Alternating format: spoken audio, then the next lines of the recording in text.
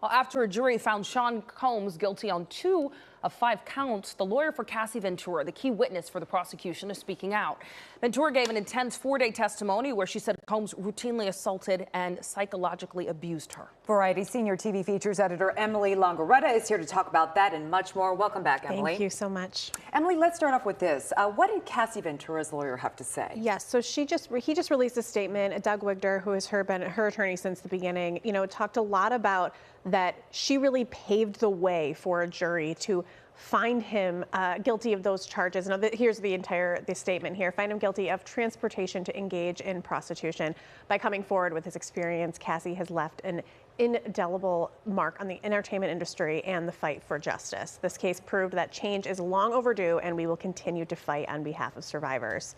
Now, this is, a lot of people were very disappointed that this wasn't the outcome that Cassie ultimately wanted, and that he could only now face 20 years because it's 2 counts of 2 sentences of 10 years each.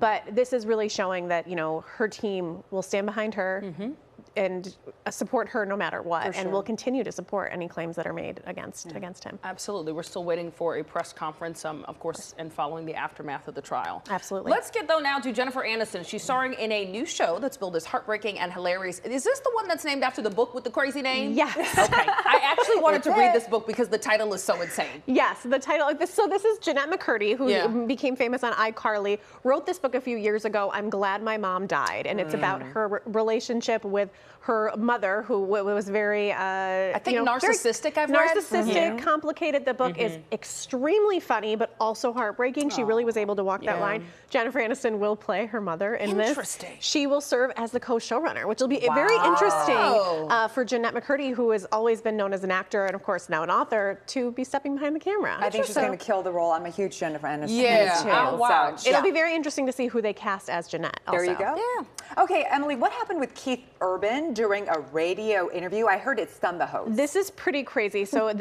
Keith Urban got unexpectedly disconnected from a call. Some people thought he dropped out of the call. Some people thought that he hung up on them. Maybe it didn't happen. Let's take a look. Okay.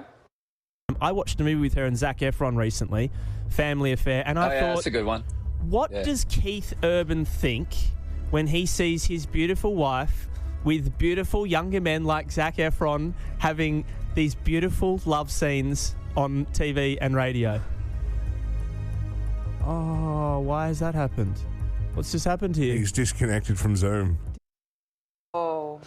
Okay, but why would you ask that question? It seems a little awkward. It seems a little awkward, but of course, Keith Urban is also known for being very friendly and bubbly in interviews. And he said, yeah, that's a good movie. He supports his wife. He, of course.